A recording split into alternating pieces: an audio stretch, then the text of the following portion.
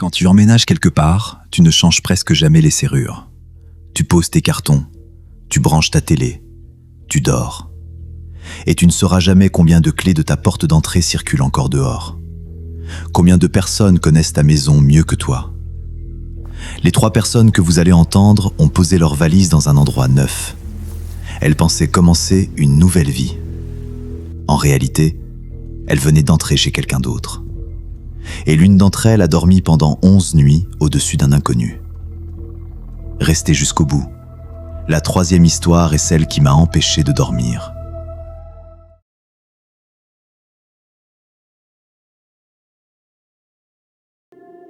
Je m'appelle Léa. À l'époque, j'avais 22 ans et j'étais en 2e année de fac. Ma meilleure amie s'appelle Inès. On voulait quitter nos parents depuis des mois. On a fini par trouver une petite maison en location à 20 minutes du campus. Une maison de village. Vieille, un peu tordue, mais propre.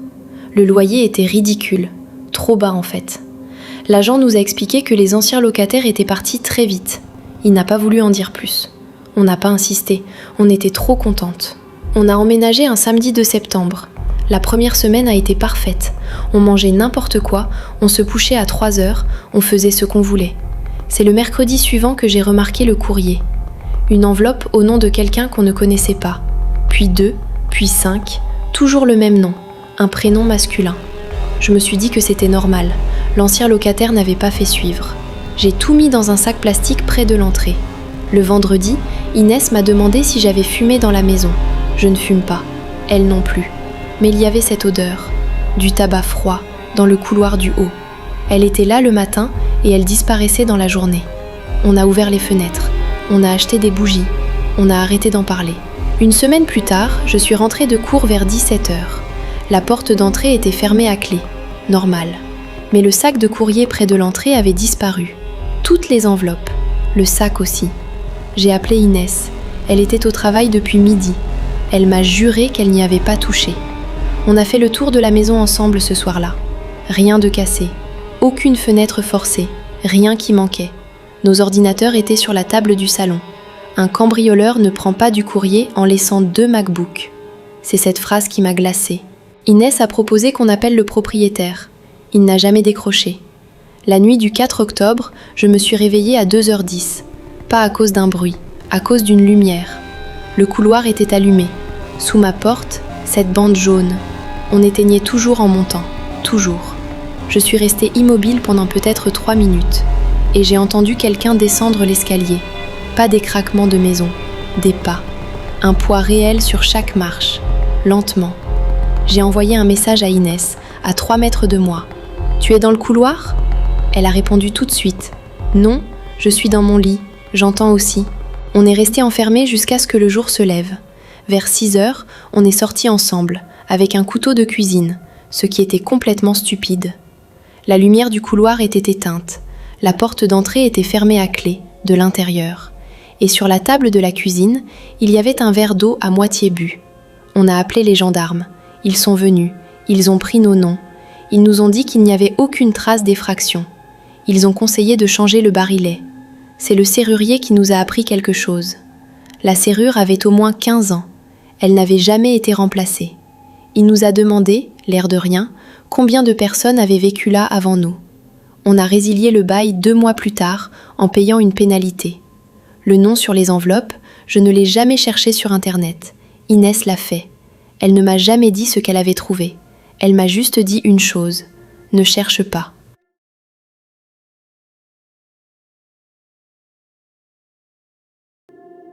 Je m'appelle Mathieu. Je venais de me séparer et je devais quitter l'appartement en 3 semaines. 3 semaines pour trouver, signer, emballer, déménager. Seul. J'ai visité 4 logements. 3 m'ont refusé le dossier. Le 4e, je l'ai pris sans le voir, juste des photos. Une maison de plein pied en périphérie avec un petit garage, loyer bas, disponible immédiatement. J'ai signé le jour même. Quand j'ai ouvert la porte pour la première fois, j'ai compris pourquoi c'était si peu cher. Les murs étaient jaunes de nicotine. La moquette était collante par endroits. L'odeur était humide, fermée. mais j'étais épuisé. J'ai monté mon lit et je me suis écroulé. Les premiers jours, je n'ai rien remarqué. Je travaillais en horaire décalé. Je rentrais vers 23h et je dormais jusqu'à midi. Le problème a commencé avec la nourriture. J'avais acheté 6 yaourts un lundi. Le mercredi, il en restait 2. J'ai pensé que je les avais mangés sans compter. Puis c'est devenu une plaquette de beurre. Puis du pain. Une nuit, j'ai posé une bouteille d'eau sur le plan de travail avant de me coucher. Le matin, elle était dans le frigo. Là, j'ai arrêté de me chercher des excuses. J'ai fait le tour de la maison en plein jour, méthodiquement. Le garage était vide. Le grenier était inaccessible, il n'y avait pas de trappe. Il n'y avait pas de cave. C'est en déplaçant un vieux meuble dans le couloir que j'ai vu la porte. Une porte basse, sous l'ancien emplacement d'un escalier condamné. 1 mètre de haut peut-être, repeinte de la même couleur que le mur. Le meuble était posé pile devant, comme pour la cacher, ou comme pour la bloquer. Je l'ai ouverte avec un tournevis dans la main. Derrière, il y avait un espace, un vide sanitaire aménagé, assez grand pour qu'un adulte s'y tienne assis. Il y avait un matelas fin, roulé contre le mur, une lampe frontale, 3 bouteilles d'eau vides, et un chargeur de téléphone branché sur une prise que je ne connaissais pas. Le chargeur était chaud. Je ne me souviens pas d'être sorti de la maison. Je me souviens d'être dans ma voiture. J'ai appelé la police depuis le parking d'un supermarché. Ils sont venus, ils ont fouillé, ils ont pris des photos. Ils m'ont expliqué que ça arrivait, que ça avait un nom, que des gens vivent dans des maisons sans que les occupants le sachent, parfois pendant des mois. Le propriétaire m'a juré qu'il n'était au courant de rien. Il m'a dit que la maison était restée vide un moment avant moi. Il n'a jamais voulu préciser combien de temps. J'ai dormi 11 nuits dans cette maison avant de trouver cette porte. 11 nuits. Ce qui m'empêche encore de dormir, ce n'est pas le matelas. C'est que la personne savait exactement quand je rentrais. Elle savait quand je dormais. Et pendant 11 nuits, elle a décidé de ne rien me faire.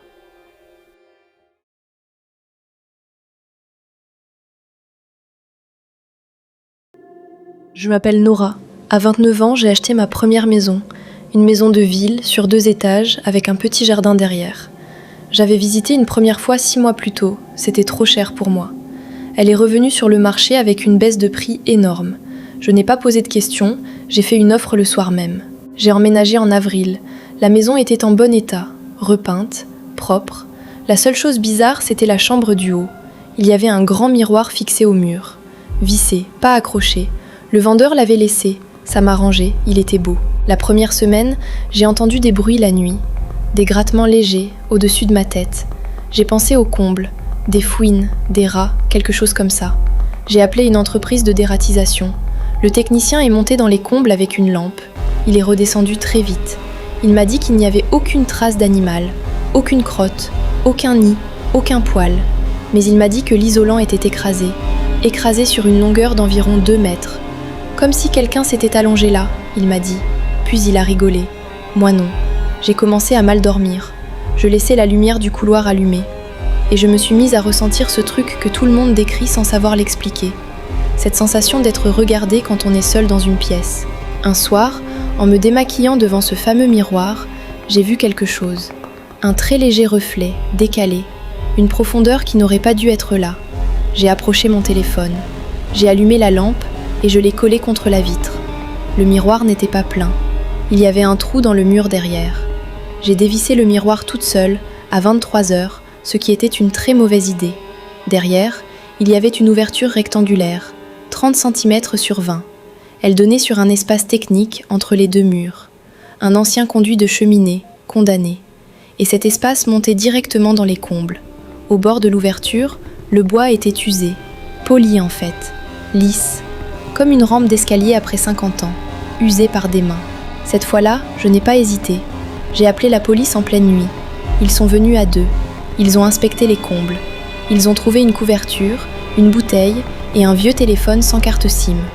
Ils ont trouvé aussi une plaque d'accès sur le toit, derrière la cheminée. Elle n'était pas vissée, elle était juste posée. L'enquête a duré quelques semaines. Ils n'ont jamais identifié personne.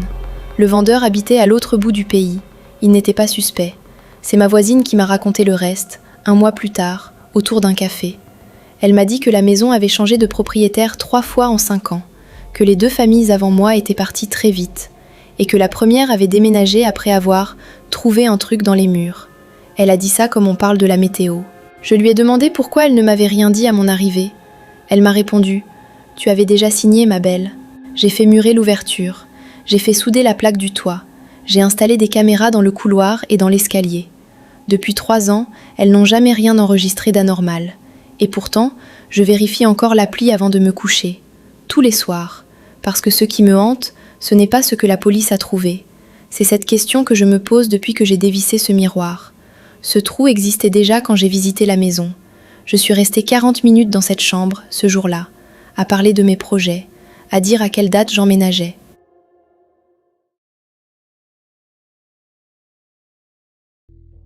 Trois maisons, 3 personnes qui pensaient être chez elles, et à chaque fois quelqu'un était arrivé avant. Alors une vraie question, pour vous. Est-ce que vous avez changé vos serrures en emménageant ? Écrivez-le en commentaire, sincèrement ça m'intéresse. Et si vous avez déjà vécu un truc bizarre dans un logement, racontez-le, je lis tout. Les meilleurs témoignages passent dans une prochaine vidéo. Abonnez-vous et activez la cloche si vous voulez la suite. Et cette nuit, avant de vous coucher, vérifiez que la lumière du couloir est bien éteinte. À la prochaine.